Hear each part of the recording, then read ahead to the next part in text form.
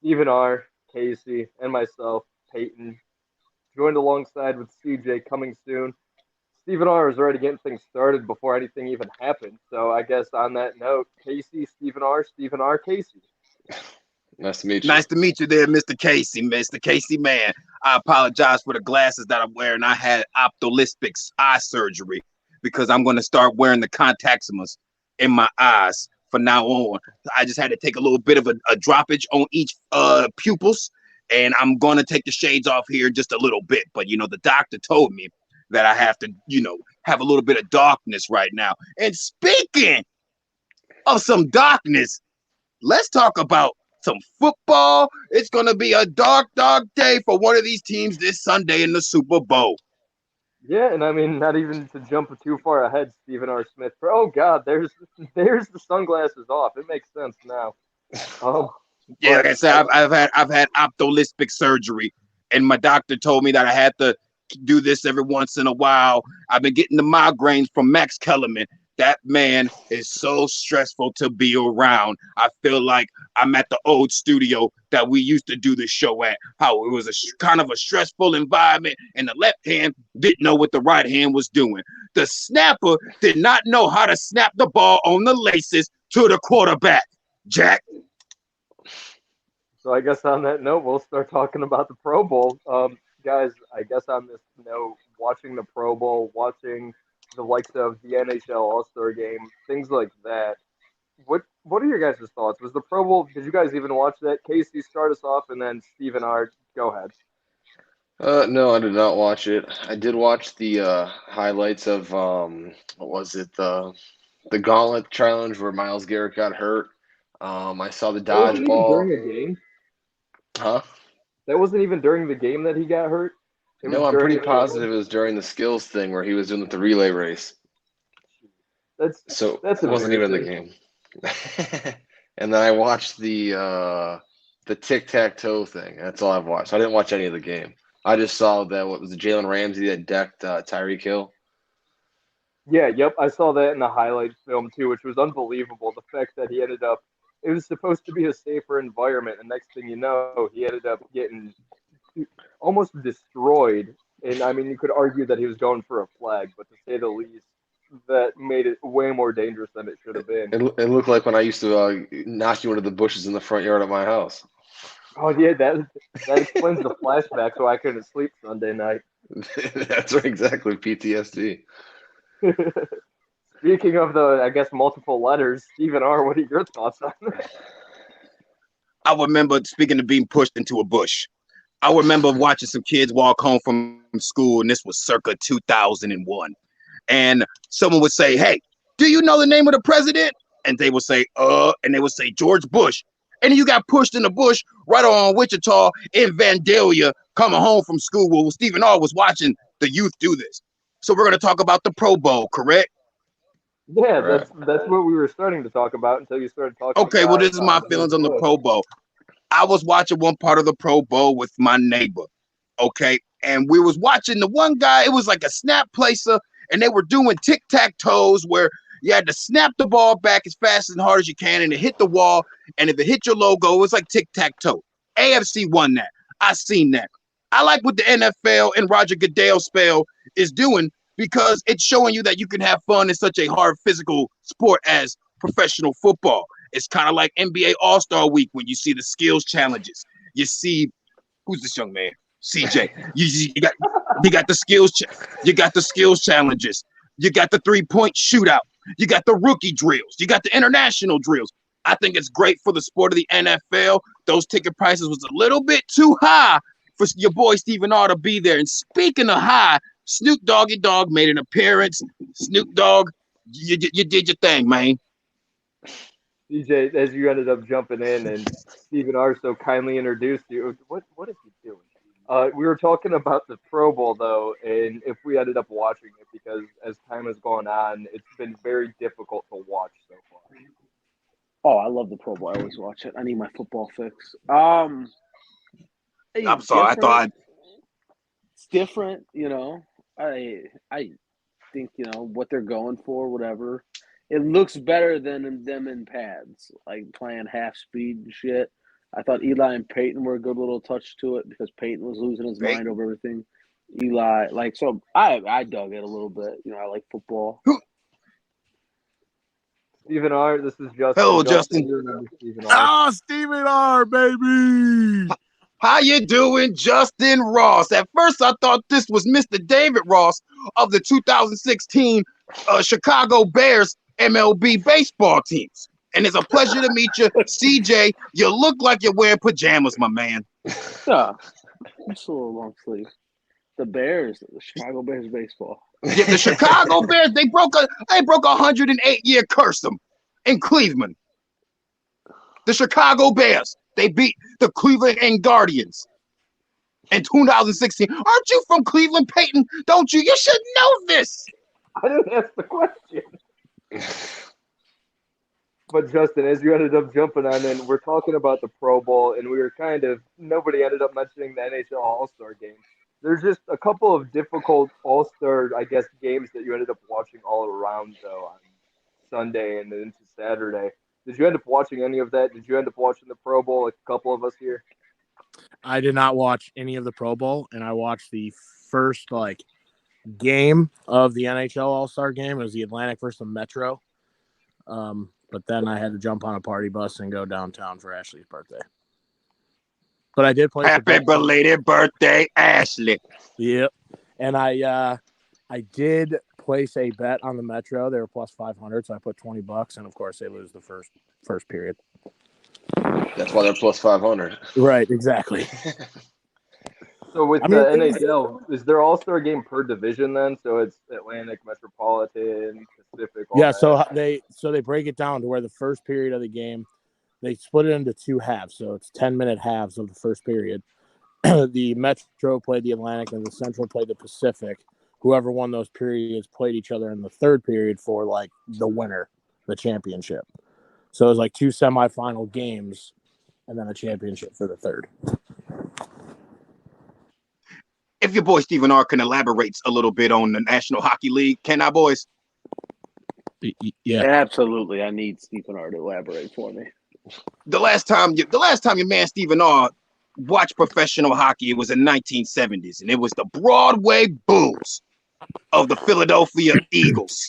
Broadway Bulls. Do you understand what the Broadway Bulls? Yes, my friend. Yeah, I was there. Trust me.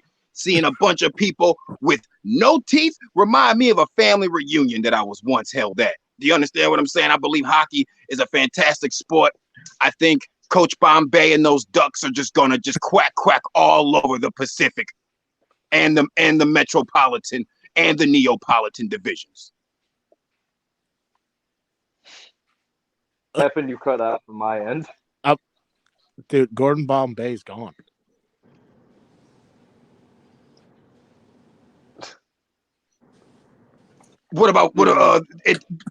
I'm not trying to take over your show, but the last time I paid attention to hockey, Coach Bombay had an assistant coach named Miss McKay. Now, what happened to Miss McKay? She was a tutor. She's a teacher. Oh, see, you're not gonna say it was 1970 something for me. Welcome into the We Like Sportz Podcast. This is Stephen R., Casey, Justin, and CJ. Welcome aboard. The Mighty didn't even play in So Stephen R. has been Mighty Ducks formerly, I guess, play in the introducing 70s. everybody. Yeah, Stephen R. I've been places. I've been trying to find my inner cheese when I meditate, so I can relax, and that's why your boy hasn't been around in the sports scene for quite some time. Do you understand what I'm saying? Well, didn't you end up posting on our YouTube page that you ended up partying with Patrick Mahomes or something of that sort? Is that the video with the You guys want to hear a story about partying with Nick Nack Paddywhack? Was that Drew? I hope you got on your beer goggles because you're about to go for a ride. So it was after the get pumped, brother. It was after the AFC Championship game, and your boy had snuck in the Burrow Arrowhead. I was cold as hell. My nipples were so cold I could have cut glass. So I walked on by to Coach Reed, and Coach Reed picks me up like he's Andre the Giant, and I'm Bobby the Brain Sheenan. He picked me up and he said, "Stephen R., where you been at? Stephen R., where your friends been at? Stephen R., we need you. So I said, point me to Pat. Pat, don't say Jack Mahomes. So he points me to Pat. Pat and his lovely wife brought out the bubbly. And that bubbly, your boy Stephen R. I couldn't handle myself, so I drank so much. Instead of calling the Ubers, I called my friend Peyton, and not Eli. No, I met my friend on this podcast, Peyton V. I called him. I said, number 11, Softball King, because that's his name in my phone. It's Softball King, the salt in the swing, the big hitter. I said, Neon Ball Swinger, I need you to pick up your boy Stephen R. And he said, I love how this is a joke. So Peyton picks me up. I end up getting in the car with Jalen, almost got hurt. Jalen Hurt, throw your boy out. He said, no, you were partying with Pat Mahomes. I said, Jalen, brother, it ain't like that. I want to fly with your Eagles. I want to soar like Seal did in the Space Jam soundtrack. But I can't be biased. So I was kicked out of his car. So Peyton picks me up. After Peyton picked me up, he drove me to Riggs' house. Riggs wasn't home, okay? But me and Riggs are like this. I came over to Riggs' house, and you seen your boy get a little bit sick. Your boy Pat Mahomes has good bottle service. I got so drunk, I used the bathroom backwards. Instead of sitting down on the toilet regular, I turned around, reverse cowgirl on that toilet. And thank goodness Peyton was not there to see that, because I don't want your boy to see. I didn't want you to see me like that. I mean, instead I got to see you throwing up and hugging the porcelain god, but I was hugging that porcelain god, cradling it, just like it's going to be one of these two boys hosting the Lombardi Trophy this Sunday at the Super Bowl. I can't be biased, but if you want to hear a predicament from Stephen R. Smith, I got the Philadelphia Eagles winning 27-17 on Pat Mahomes. Now, Pat, I'm sorry. Pat, you're my guy. Pat, you got me too drunk, but I got to go where my heart feels, because Philadelphia is the home of the Broadway Bulls and is the home of the new NFL champions, in my opinion. I guess on that note, with Stephen R. taking us in that direction, guys, who do you have for your Super Bowl predictions? Smash Kansas City. Kansas City plus 1.5, I think they're getting now. I got them at 2.5. I think Kansas City wins by a touchdown. Their offense is too good. Casey? That's a fast offense. I'm going with the Eagles, 37, Chiefs, 30. I think that the Eagles, I mean, I don't know. I don't think they can stop by the Kelsey led. I would say not Mahomes, but Kelsey led Chiefs. So that's my take. Are you ready for this? Do you think? Yes, we're ready. Philadelphia Eagles 28-7. Ass whooping. 28. No, I lied. 28-10. I'll give them a field goal. Wow, that's a hot take. What a late field goal. Late field goal. Just gonna, try to make it not look as bad, but it's gonna be bad. It's gonna be bad. I don't mind a competitive football game whatsoever on television, but when it's an ass whooping like that, Jack, the last time I seen an NFL ass whooping during the Super Bowl, I believe it was when Peyton Manning faced against the Seattle Seahawks instead of Omaha, it was oh my God, because that game was just very abruptless. Were you at that game? I was at that game. I was sitting there with Mr. Joe Namath himself. We was under that big fur jacket. He said, Stephen R. I said, yes, Cool Joe. And Cool Joe says, get over here. I know you're cold. So he put me underneath that fur jacket, and he guaranteed your boy will be warm. And your boy was warm. They wouldn't let me touch the Lombardi Trophy. No, they wouldn't let your boy touch the Lombardi Trophy. But I got to party with some good people that day, and I can't wait for a good competitive football game on Sunday. If it's a blowout, it's a blowout. But hey, what you gonna do? I mean, for me, I guess it's going to be a closer game. I don't think it's going to be a blowout. I think the Eagles still win. I'd probably say 31-24 if I could guess. It's going to be competitive.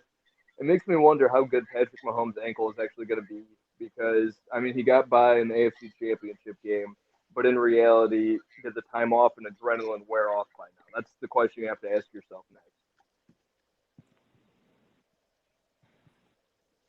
Understood. I'm just so flabbergasted of energy. I don't want to seem like I'm taking over the show, boys. I've not done anything with my main man Peyton, and when it comes to a sports podcast, in quite some time, and the best is yet to come. I'm telling you, Stephen R. Yes, sir. Look at your name on here. You are the show. Yeah, apparently. But guys, switching gears and hopping back into football a little bit later on, Cavaliers news. Interesting news coming out, I believe, Sunday night, and you could catch it on the We Like Sportz website, WeLikeSportsPC.com. But Kevin Love looks to be on the move, or regardless, he's out of the rotation for the Cavaliers. So I guess it's going to be heartfelt, them leaving either way, Kevin Love and the Cavaliers organization parting ways if it does happen. But what are your guys' thoughts? Because the future is going to be interesting, even if he's a member of the Cavaliers and not a part of the rotation. Casey, if you want to start things off. Yeah, I mean, look at him. Like, let's say 2 years ago when he was horrific. He was just as bad as he was this year, if not worse. Right? We're paying him all that money, and with the second year of that contract, so then we said, "Oh, Jesus Christ! Like, he's useless." Right? Then we go to last year. He put up almost 6 man of the year numbers. If Rubio wouldn't have been there all year and could have competed with him for that half before he got hurt, Love could have won. Right? So that's the tricky thing. Then you come into this year, he starts all right, but now he's horrific. You can't even play him, and you're paying him all that money, and you can't even play him. Would you trade him for who? Like, what are you going to get in return? Is my question. Because you're going to get a second round pick. You have to package probably picks of ours to get somebody in return, right? So it's a tough choice to make. But how important is Love in the locker room as well? You compare him to the Guardians, and you look at like Austin Hedges. He wasn't putting up good numbers, but he was a good locker room guy, got the team together. So who says Love isn't kind of the same thing with the Cavs? That's a good absolutely. I believe Kevin Love being the only member on that roster at the moment who's from that 2016 championship team. Casey, I'm not trying to piggyback like I'm a little boy putting a quarter inside the little horsey. But I'm sorry, what was that, Peyton? You're just sucking helium halfway through? No, my voice, the surgery. Kevin Love in that locker room. Say that again, my friend Ross. You had surgery? Yeah, I've had ophthalmic surgery. I had to get the laser in my eyes, my pupils, so I can wear contacts. So I can wear contacts instead of wearing glasses. I didn't realize that surgery affected your vocal cords. My bad. Continue on, though. Yes, but thank you. But it's Kevin Love. Hey, sorry, man, I had to. Understood. Hey, I need a laugh. I need the bellyache. Kevin Love is the only championship DNA from that 2016 team in the Cavaliers locker room. He is needed, but he is not putting up numbers like our friend Mr. Casey said. You have to cut the bad fat off in order to feed the family. Now, I would let Kevin Love go. Bye-bye, Birdie. See ya. And I will get some young legs in that locker room for the Cavaliers. And if Kevin Love don't want to play basketball no more, he will always have a job in the Cavaliers front office. I seriously believe so. That man, he could retire in Minnesota. Good for him. But if he wants to retire his number in Cleveland, I don't see the fans having a problem with that. Kevin Love, it was great having you here in Cleveland, the lake, 216, the land. But, buddy, if you got to go, you got to go. Thank you for winning the Cleveland that first chip in 52 years. And sorry, to go back to Kevin Love on the championship DNA, to this day, I believe that here's the key point that they won Game 7 of the NBA Finals. You had LeBron's block. You had Kyrie's shot. And nobody talks about the defense that Kevin Love played on little yellow Steph Curry the last minute and a half of that game. Yeah, that is a good point. And let's get Justin's thoughts before he ends up having to head out here really quick. Yeah, Even no, I want to dive into the Cavs. I got to say, with Kevin Love, I'm not, I don't follow basketball as much, but, I mean, living in Cleveland, like, the Cavs are always on and all that. But with Kevin Love he's a veteran guy, and right now the Cavs are playing very, very good basketball, a lot better than people thought they were going to. Why change it up? Keep him in there. He's clearly, the guys look up to him. They talk about him all the time. At this point, is it really hurting the Cavs by keeping him right now? I mean, it's not. What's his contract looking like? It's a lot of $1 million that's left on the table. That's the downfall. Okay, so then it would be the money wise.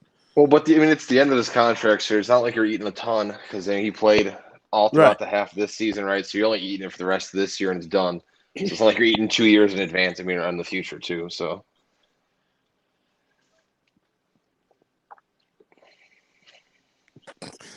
All right. On that note, and him and them sunglasses, I gotta go. It's because of my surgery, Justin. It's because of the lights were just listen. I get it. to me. I totally understand. Max Kellerman did this to me. All right, Justin. We'll see you I'll soon. see you. Thanks for popping on in. Drew, what are your Happy thoughts birthday, on Ashley.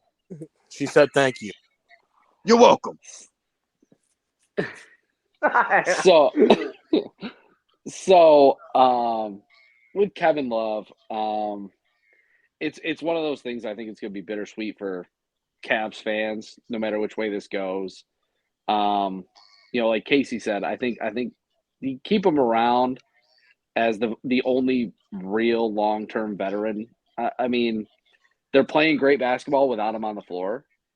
He's averaging like less than 8 points, less than 7 rebounds. I think he's averaging less than 2 assists. And when he was playing like 20-something minutes a game.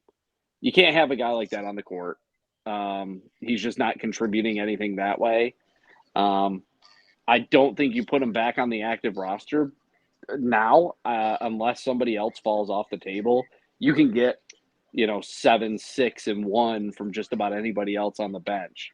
That you're spending a lot of money on the guy. I get it, but he's not hurting anybody sitting at the end of the bench. You can be a veteran presence out of your uniform. We see it with guys that are injured for long term. They sit on the end of the bench. They offer their insights. Essentially he becomes an assistant coach in some way. He used to be a big man before everybody was 7 foot plus. Back when he was in Minnesota, he was there 4 or 5.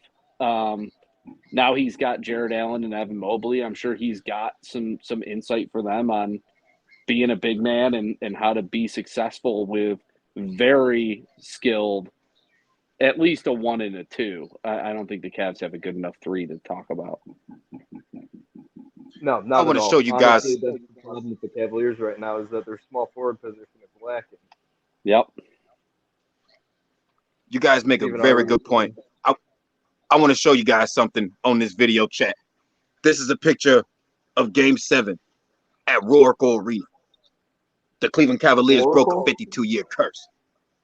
Roaracle. Rawr. Yes, like R, Stephen R. Look at that picture. Championship DNA. You have to put that more on the camera. We just I'll put it on the website. How about that? I'll put it on the We Like Sportz website. Roaracle Arena. Look, guys, I had surgery. I don't want my eyes and my head to mess up. It's just the intimidation factor with the sunglasses. But I guess I'm not trying to intimidate nobody. I guess speaking of intimidation, though, with the Brooklyn Nets that were once intimidating when they had Kevin Durant, James Harden, Kyrie Irving, at one time Ben Simmons. Now that project, looking back at it, is terrible. You have everything that you had from that trade, from signing James Harden, and every piece falling together. Now you have Kyrie Irving traded to the Dallas Mavericks. What's next for Kyrie Irving? Is he just known at this point as just a cancer to the NBA? The question is he Russell Westbrook? Is he becoming Russell Westbrook? What he's become? I mean, within a 5-year span, he went from MVP, putting up the best numbers in the league, to a cancer, pretty much. Every year he's in a different team, right? So who says that Kyrie's not going down that same path? Drew? Yeah. I mean, the thing is, he's still got the talent. I don't know. I think you're seeing in Brooklyn a younger version of what happened in LA. They tried to stack a roster. It didn't matter who they were trying to throw together, and it's not working. I don't count the bubble year for the Lakers, but it's been a disaster. The Brooklyn project was bad, and I think Kyrie's just labeled himself a pariah, and I don't think he's capable of getting out of his own way. We'll see. We'll see if Dallas changes it, but I doubt it. No, I doubt think it, too. I don't think he can stay off social media long enough to not alienate the rest of his team and blow that up too. When he has Cuban down there, and Cuban's really not that, strict of Right. a leader. Cuban probably got him for that reason because he just loves the hype that comes with the eyes that are on it. The eyes. It's probably the worst thing that could have happened to Luka, honestly. Yeah, I know. That's the thing that I was just going to mention. Too. I don't know how it's going to work with those two. I think that's bad. That's oil and water. That's cats and dogs. They don't mix. I think you got me taking off the shades. I think that the Dallas Mavericks just stepped in a big pile of do by signing your man Kyrie Irving. Now, Kyrie Irving, me and him, we can talk outside of basketball, and I love the man dearly. That's my brother. But that man has been alienating himself around another group, around another brotherhood, which is the National Basketball Association. I don't want this man to talk his way out the league. I don't want this man. I just don't think Kyrie deserves to be in the Dallas Mavericks. I truly think that Kyrie does not belong on the Dallas Mavericks. God, you got something there. If it's not broke, don't fix it. Honestly, I think Kyrie Irving can be a little bit toxic to a locker room. He's got a lot of things to say, and some people hear it, and some people don't. And we just live in a generation now where, people are entitled to their own discretion. Things they say, they rhetorics. And some people don't like Kyrie's rhetorics. And I just hope he can just keep his mouth shut and play some basketball. It's going to be, like you guys ended up mentioning, with him being under the same organization of Mark Cuban now, what is the future going to be for Dallas? Because this isn't going to be an immediate long-term deal. Like, this is going to be a deal right now that Kyrie Irving has to end up understanding. Keep your nose clean, essentially, and maybe you could end up getting an extension or an extra 2 years, but this is going to be a very interesting situation. And after Brooklyn ended up investing with everything, what's this mean for Kevin Durant now? The trade deadline's within the next couple of days. I think it ends Thursday afternoon. You have Kevin Durant. That doesn't make sense in Brooklyn. Does he end up going elsewhere? Does Toronto end up making a trade? Does some outlandish team that you don't end up expecting, do they make the trade? Or is it more of the case that the Nets just bite the bullet for the time being? If I'm the Nets at this point, I think you're selling.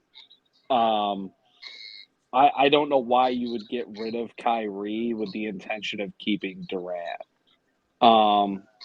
I know there's been talk of a bunch of teams that are interested in him. I'm surprised something hasn't been done yet, but maybe the offers are that good that they're just weighing, it's a bidding war for him. Or they're stupid and they're keeping him. I don't think it's a good move to keep Kevin Durant right now. They've obviously decided they're moving away. Oh, I don't know about that. I mean, the guy's been he's stellar. He's always been that skinny, but he's a stud. He's absolutely a stud. I'd like to see him. He'd be good on the Knicks. He'd bring a lot to that team, but I doubt they make the move for him.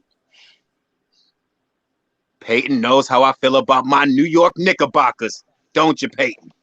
Yeah, I remember. You were Stephen R. Smith, obviously, not to be confused with the other guy that's on the four-letter network. But Stephen R. Smith is a big fan of the New York Knicks. He's gotten to games. He's ended up hanging out with, what's the one guy? I've hung out with Charles Mason.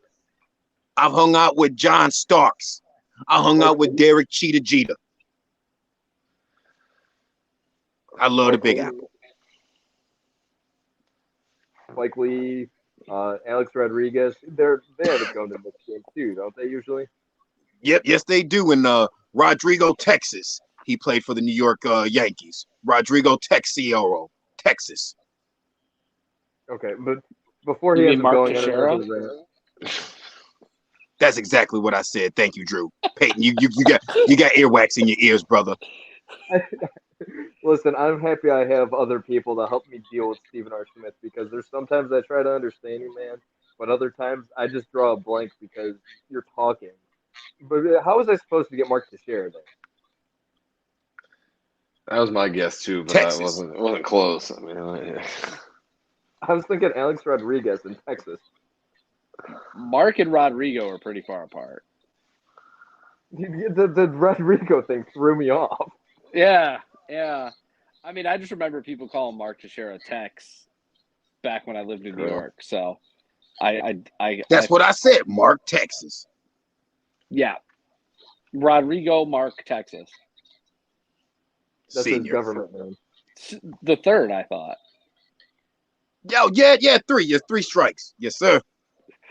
Casey, what do you think the future is with the Nets and Kevin Durant?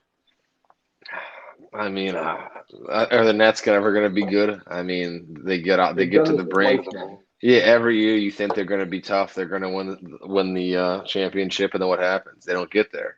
You know, last year they had Harden, they didn't get there. They got Simmons now. What is he? You know, like it's if you look at Harden, even from when with Westbrook, like I said before, they were together, 2 ball handlers that shoot the ball, need all the usage up.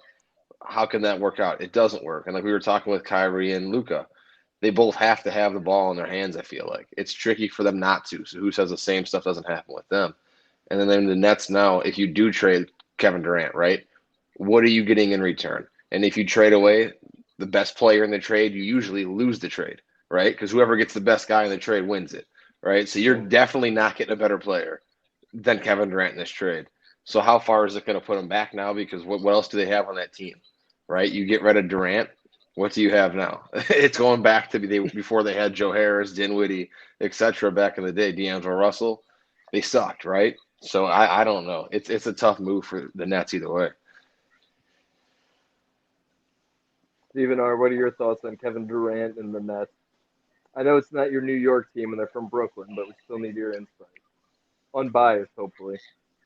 Unbiased. Look, if you want me to be unbiased, that's going to be a little hard right there. I honestly think that wherever Kevin Durant lands, First time you've gotten that. thank you.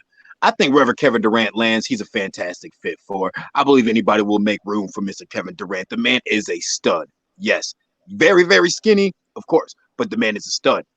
Look at the numbers. Numbers don't lie. Any team will be lucky to have Mr. Kevin Durant. I feel sorry that the Kyrie Irving and Kevin Durant 1-2 combo did not work out over in Brooklyn, New York. But any team that gets Kevin Durant will be lucky to have him. And not to play back on Kyrie Irving. Maybe Kyrie Irving needs a change of scenery in the Western Conference to maybe lighten him up, you know. The stars at night are big and bright, deep in the heart of Texas. Yeah, I mean the future is going to definitely be interesting, especially with the trade deadline coming up. And it's the next move is, I guess, for the Cavaliers. Do you end up trying to end up making a trade for a forward? I mean, Karis LeVert at this point, he's not really the answer. He's just that guy that gets you by, essentially. And with Kevin Love, maybe he's the key piece that you could end up having to just throw in. You have to hope that the team ends up biting all those extra millions of dollars. But what do you guys think is in the future for the Cavaliers by the time this week's over with? Obviously, Donovan Mitchell, Darius Garland, Evan Mobley, Jarrett Allen, those guys aren't going anywhere. Dean Wade isn't going anywhere. He got bumped in the rotation, and Kevin Love got bumped out. So I guess what's the future, Casey? If you want to start us off. I mean, I think we should keep Karis LeVert. I don't know what we can get for him, you know. And I saw a report today saying that the Cavs aren't trying to lose on a trade, right? So they're not trying to get rid of LeVert and get someone who's worse than him into the system, right? Because realistically, is LeVert the best target on the trade board this time of the year?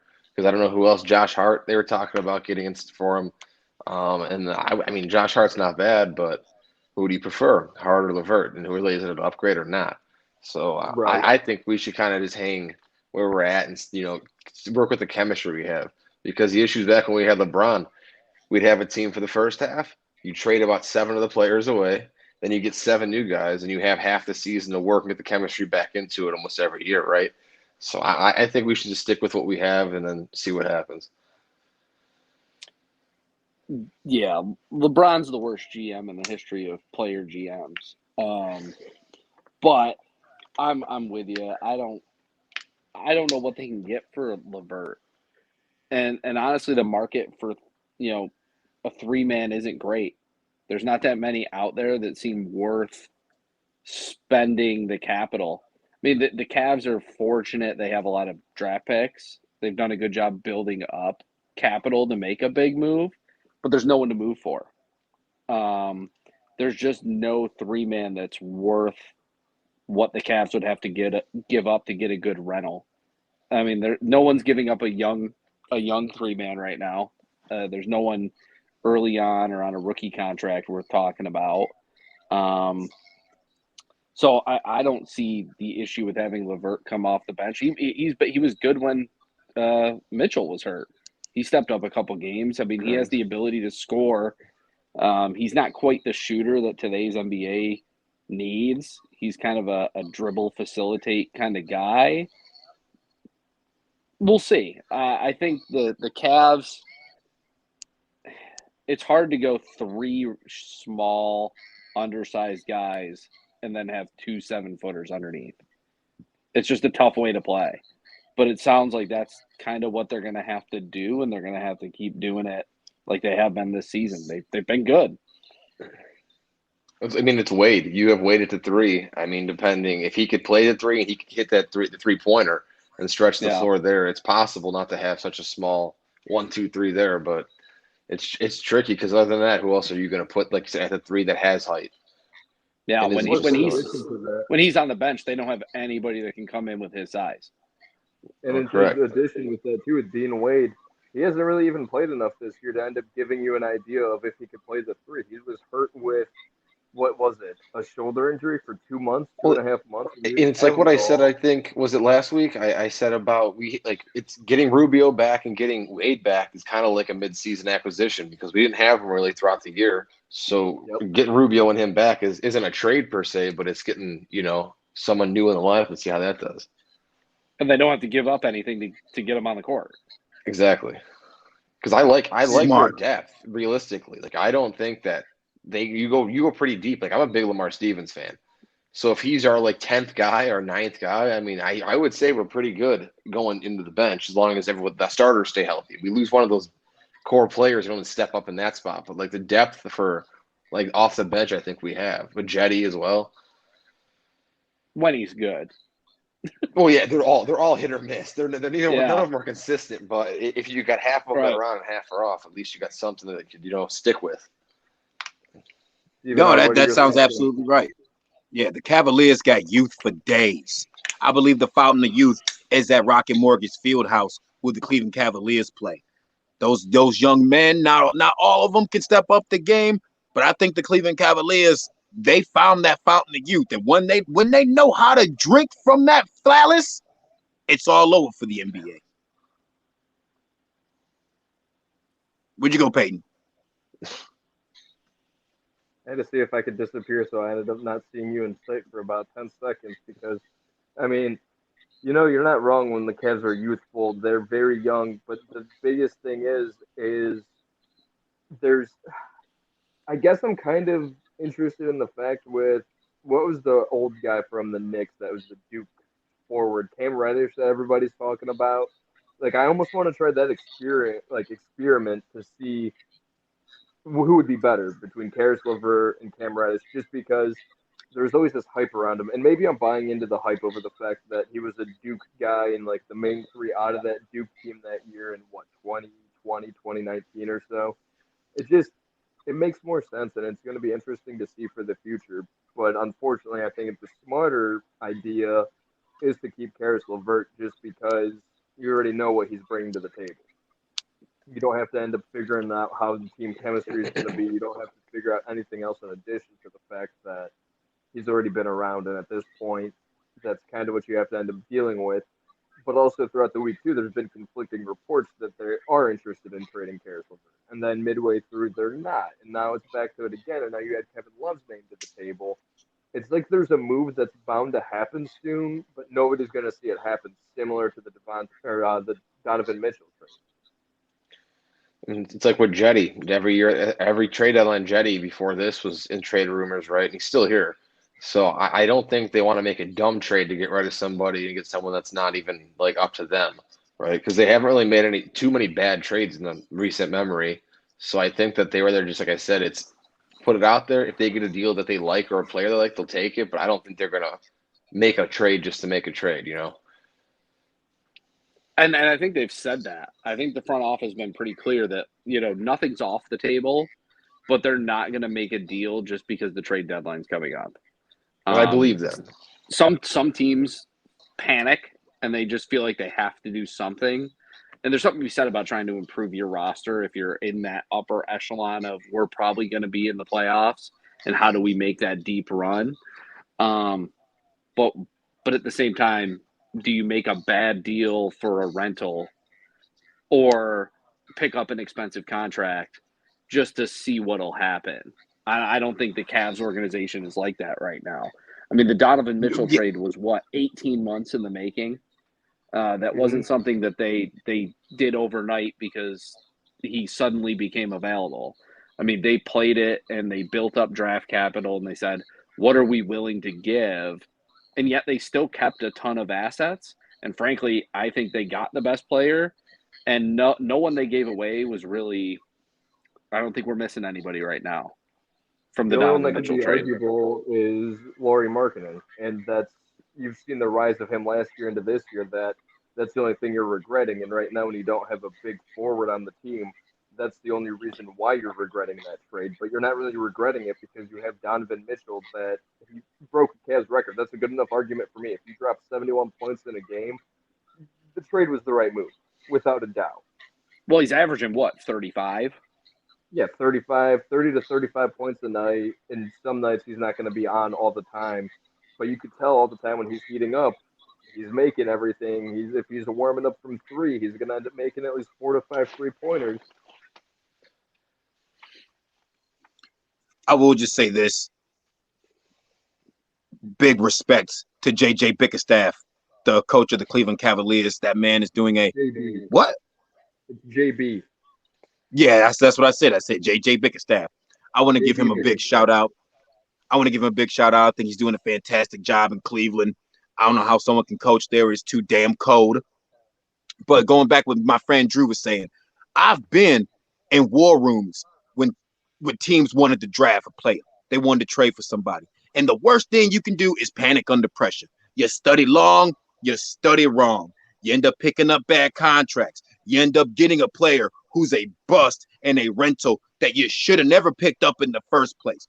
When you are in that war room and you're trying to figure out how to progress your team for the next year, you got to make the right decisions. It is absolutely it's the best part of the job. You have to make the best decision because you're gonna have the fan base mad at you.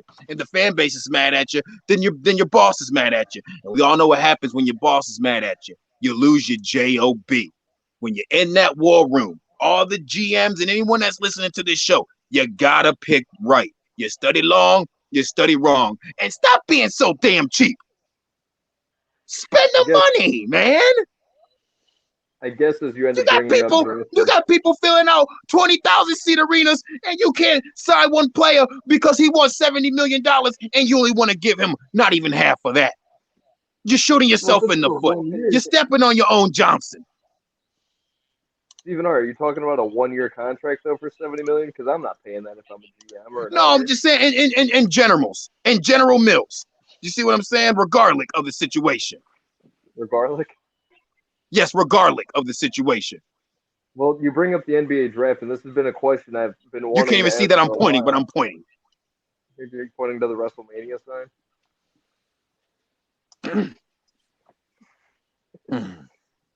So your guys' thoughts, NBA, I guess, top draft prospect. Stephen R., start us off. Casey, then Drew. What are your guys' Why don't you go thoughts? to Casey first? Because you. I was not able to see no draft prospects this week because I was having optimismal surgery. So I'm gonna have to go get my notes pad and I'm gonna have to do some quick research. So why don't you kick it over to my man Casey?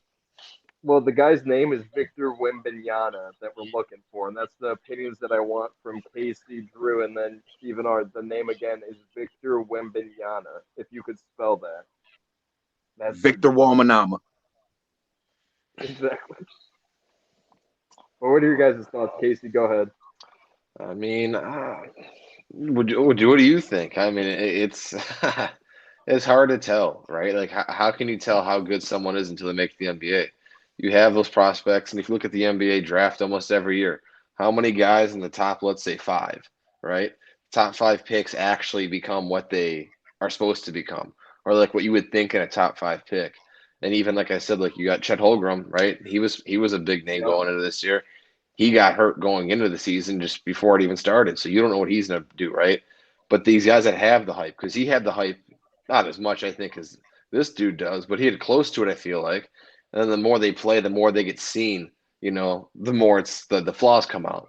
Now, so far with Victor, I mean, there's everything's, all the highlights and everything. So you don't see the flaws yet, but I don't know. With the NBA, it's tricky. From beyond the arc, like he could just do everything right now. And the thing is he has big shoes to fill. I guess no pun intended, or they're smaller shoes at this point. But he's getting comparisons to LeBron James. And that's where things are going to get interesting because if he doesn't lead up to that hype, he's a bust then at that point, right? Oh, correct. But you look at what Jahlil Okafor, you look at Nerlens Noel, you look at guys like that.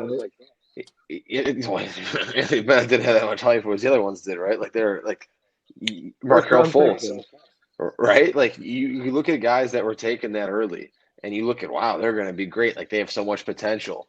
And like I said, they just fizzle out. Like you could pull up almost any draft year, and you could think back to the hype before it and see what happens, and it's never like what you would expect.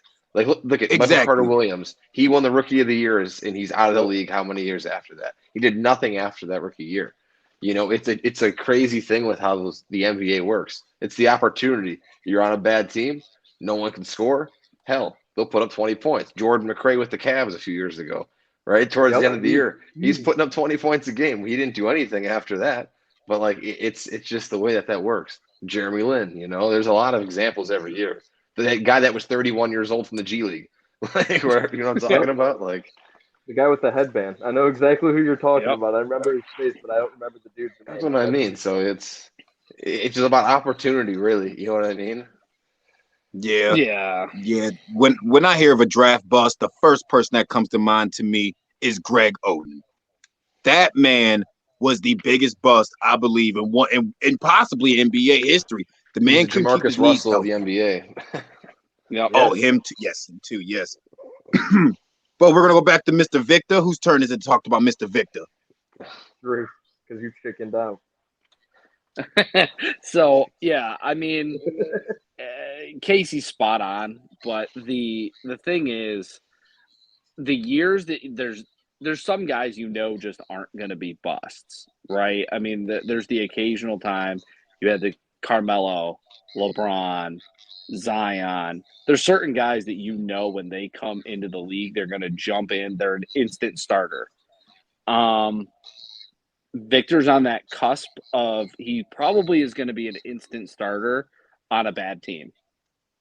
Will he live up to the hype? There's no way to know. There's never going to be a way to predict an NBA prospect. It's even like last year with Ben Caro got drafted to the Magic blow. So they got that. Who's going to put the numbers up on that team? And the growth of the game overseas too. I mean, you look at some of these players that no one's getting a view of, that watches just NCAA basketball. Like the average fan and probably half the people on the 4-letter network watch college basketball and then just pick their favorite player and say this is the next LeBron James because everybody is the next LeBron James when they're good. Ben Simmons was. But then you look at some of these European players. No one was talking about Luka being the next LeBron James, right? But he's Jaren Jackson was taken before him. Yep. Porzingis was good. That he got talked about because he was 7 feet tall and he can shoot. But I think his only comparison was to Dirk for, the exact same reasons. But then look at other guys. Jeremy Grant was putting up 20-something points a game. I'm a Syracuse fan. He wasn't talked about at all going into the NBA draft, and now he's on the cusp of, he could be an all-star if he's in the right system. The NBA is too hard to pick. There's too few roster spots for too much talent, and if anybody gets any little bit of hype at the end of the NCAA season, I think teams stretch for trying to find the right guy, and somebody that falls to the third, fourth round, those are the guys that end up making huge differences. Yeah, I'd agree. Stephen R., if you wanted to finishing up your thoughts on the NBA. What are you doing? Oh, me? Yeah. I heard I'm sitting here looking at some results because I got about 10 minutes left before Riggs comes back into his house and sees that I'm here and invited. But let's talk about Mr. Victor for a minute. This man is 7'2". Without his permission? Yeah, I'm in his house without his permission. It's not breaking and entering because I didn't break anything. I entered, but I didn't break anything, so it's not breaking and entering. Right now, and if I could tell him, but you're doing me a favor by being on this podcast. People always end up requesting you on the We Like Sportz podcast for whatever reason, so just continue on, and I won't tell Riggs, I guess. Guys, don't tell Riggs that Stephen R. is inside Riggs' house. This man, Victor. This boy Victor is 7'2", 229 pounds. Can't teach that. You cannot teach that whatsoever. If I can say something about this boy has not even hit his grown man body yet. He is 19 years old. This man is not filled out yet. I'm worried about, can the man hang running up and down the court with some of these other players? I'm just saying. Let's look at some of his stats right here. According to this one stat, it said that he had scored 30 points and made 7 threes and 5 blocks in one game. Mr. Victor did. Now, when you get to the league, all that can change because you're now playing with some grown men. He was a boy. He was a man amongst boys, being 7'2", almost 230 pounds. The league he was playing in now, he's going to be coming to the National Basketball Association, playing with people at that average height and at that average weight. I wish the man nothing but the best. I can see him going to a great team that can really use a good new face down. If we can pull up the draft lottery real quick, come back to your boy Stephen R. Give me a second. Well, as we end up crap.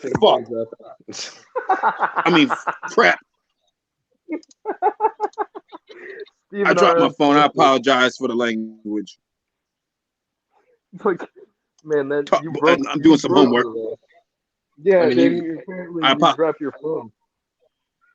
I apologize. Shut this whole thing down. It'll be okay. You could look at the draft right here. You get like the Spurs are going to be towards the top, right? Because they blow. The Pistons are going to be towards the top. I mean, now the Pistons, he will do very good in Detroit. I mean, because they got Cade Cunningham, but isn't he out for the year, right? I know I haven't seen him that often. They end up. I thought he was out for the year. Like he could be a new Motor City Kitty. I think he is. Because I'm pretty sure. Let me take a look. Yeah, he got an ankle injury. And then you also the NBA. The finish of the season is going to be really interesting. As you mentioned, the injury with Cade Cunningham. You have Steph Curry that's down now too. Good. It's going to be an interesting finish. I know how much you hate Steph Curry. I cannot stand that man myself. I can't deal with him. You got the Hornets are another team. You got a chance to you get them. They're where right now, like the second or third spot? Realistically, yeah. The bottom 4 by a landslide are the Rockets, the Spurs, the Hornets, and the Pistons. There's no team within like 5 games of them from the bottom. So I would like to see young Victor on the Pistons. He might end up being the best player on any of those teams. Right after that. I mean, you got LaMelo on the. When was the last time the Detroit Pistons had a good number 1 overall draft pick that wasn't a bust? Your boy can't even tell you that. Yeah, I mean, Cade Cunningham. I tell you, Cunningham is their best him and first Cunningham, rounder. Cunningham would be bad. Yeah. But then, I mean, LaMelo and him either. I mean, I think the worst two would be the Spurs because the Spurs don't have anybody really, and then Look you at got the Rockets are just toxic. I feel, Yeah, like how they got Kevin Porter. He That's where good he players was a go to great die. player. Yeah, exactly what I'm saying. They all have potential. Those guys they have, right? But they just don't have someone like Eric Gordon hates it there. You know what I mean? He wants to get out of there. So like that's the downfall of the Rockets. You put Evan Mobley on the Rockets, right? Is he worse than he is with the Cavs? He's putting up better numbers because there's just chaos there, right? You could do what you want. Not team basketball.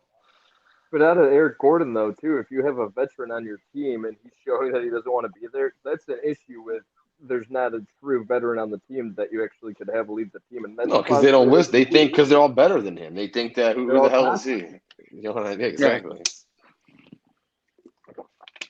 But as we end up finishing things up tonight, guys, I guess on the next note, Tom Brady retired throughout the week. But if you guys haven't seen, make sure to check out the We Like Sportz PC.com website.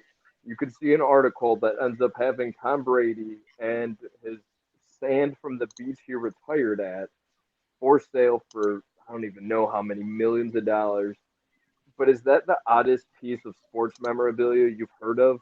I mean, sports fans in general are very interesting. You collect clothing, you collect shoes, you collect pieces of cardboard with their faces on it, aka cards.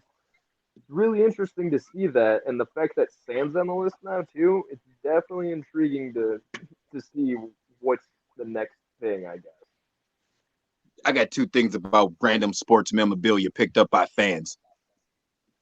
The 2016, going back to the NBA Finals, it was Game 6 in Cleveland. Remember when Steph Curry threw his mouth guard? You touched a it. fan picked that up and actually has sold that for a good hefty penny. I wouldn't have picked up that man's mouth guard that he just had in his mouth just to sell it. No. I would not have done that. That's weird. Another random sports fact about items being shipped off. Remember the body armor towel that Kobe Bryant had draped over his shoulder during his final game? Well, a fan snatched that and sold it for a minimum of no more than $3,000. And then when Mr. Kobe Bean Bryant passed away, God rest his soul, he could have got over $250,000 and then some for that towel. Yeah, I mean that does make sense. And Steven R, just to let you know, I got a text from Riggs saying that he's on his way home soon. So if I were you, I'd be heading out. Yeah, I think I'm going to do that. Casey, my man, down in Florida, be safe. Take care of yourself. Cleveland loves you. You're a good guy. Drew, nice meeting your brother. Thank you. Yes, sir. Steven R, will Peyton, be seeing you thank soon. you. And Peyton, I want to just thank you from the bottom of my heart. Wow. We went from a radio station to a green screen, and now we're still friends. And I just want to say I appreciate you. And there ain't no red line that can come through that. Yeah, you're absolutely right, my friend. We'll be seeing you soon, and thanks for still staying aboard many years later. Exactly. Casey? Your boy Stephen R. and Riggs will make an appearance on this show next Monday. Oh boy, 7 to 8 o'clock. Don't forget it. Don't you guys forget that. I want to thank everybody on the We Like Sportz podcast. Like, subscribe, share, Facebook, Instagram, Twitter, Twitch. Oh, plug it up, Peyton. LinkedIn. Vine. Hold on. You're leaving. They still got to give their opinions. We're not closing the show yet. Oh, I apologize. Boys, I see you before I get out of here before Riggs kicks my butt, okay? Oh, crap, he's home. I had a feeling he was going to end it that way. Oh, man. Do you guys remember? What were we talking about? How you own a Duck Hodges last game underwear jockstrap that you got? Oh, sports memorabilia. Got it. All right. Drew, what would be the oddest thing for sports memorabilia, do you believe, right now? Outside of the sand. Oh, that's tough. The sand is tough. Because honestly, what stops me from going to any random beach and filling up a jar of sand and saying somebody stood on it? Like, some of this stuff is just weird. The mouthpiece was weird. I heard about somebody auctioning off one of his mouthpieces. I don't think it was the finals one, but there was a cool one. I was at a Monsters game a couple weeks ago, and one of the guys took off the opponent's helmet and threw it into the stands after a fight. But then security came down and took it from him. I'm sorry, but if somebody throws a helmet into the stands and I catch it, I'm immediately beelining it straight to the door and taking that home with me. There's zero chance. And I'm a memorabilia, like I love buying memorabilia, but I don't know what the weirdest thing I don't want to think about what the weirdest thing someone would buy is. Well, yeah. I guess there's some weird stuff. Correct. And there's some strange people out there too. Yeah. But I agree. last thing, I guess, Casey, you could wrap it up and then we'll close the show. What do you think is the oddest sports memorabilia piece out there? I have no idea. I can't even think of an example of what it would be. Like imagine probably I'll be honest, probably a Peyton Finch ring announcer 8x10 autograph by him. That's probably one of them, I'd say. Hey, don't forget the T-shirts though too. With the NSYNC one with you. I don't know. I think that might be one of the weirdest. Out of everything out there and Tom Brady's retirement fans, I guess I'm appreciative of the fact that you picked me over anything. I'm done. If I'm wandering around down in Florida and I see someone with the NSYNC picture of you, and in their car, that's what I'm saying. Run. That's what I mean. That's what I'm saying. So that probably is the weirdest piece, to be honest with you. Well, guys, thanks for sticking around throughout the show today. Make sure to catch us next Monday, 7 to 8 o'clock. We're on Facebook. We're on Twitter. We're on our website, WeLikeSportsPC.com. The Twitter's been scrolling underneath, but that's at We Like Sports PC. Our Facebook, We Like Sportz Podcast. The Twitch, that's there. If you end up just going to Linktree or tr.ee, it's a Linktree. But if you end up looking up We Like Sports, which is in our bio on Twitter, you could end up seeing anything from our podcast form to our website to our old merch that we once had. But guys, thanks for sticking around. We'll see you guys next week. Closing predictions, I guess, Super Bowl wise, because we hit on it very early. What there's no rant your favorite former Indians player, or whatever the hell we did the last 2 weeks. No, not this time. We're on video now. We can't have our last second thoughts. I had one. It was Trot Nixon was mine, but all right, that's what we're going with. All right, guys. Drew, we do this thing. Just follow along, guys. As we end up editing, name your favorite Indians player or Guardians player that was an outfielder in 3, 2, 1. Kenny Lofton. There we go. Trot Nixon. It has to be odd though. Guy. I didn't grow up. You're a watching Yankees the tribe, fan. so. Get out of here. That's the problem. Damn Yankees. All right. Well, guys, thanks for tuning in. Make sure to check us out. Facebook, Twitter, Instagram, our website. Stephen R. Smith made an appearance. Make sure to check us out next week. You got Stephen R. and Riggs, apparently. And catch us on our podcast formats, 8 a.m. Tuesday morning. Guys, thanks for jumping on. Appreciate it. And we'll see you guys next week.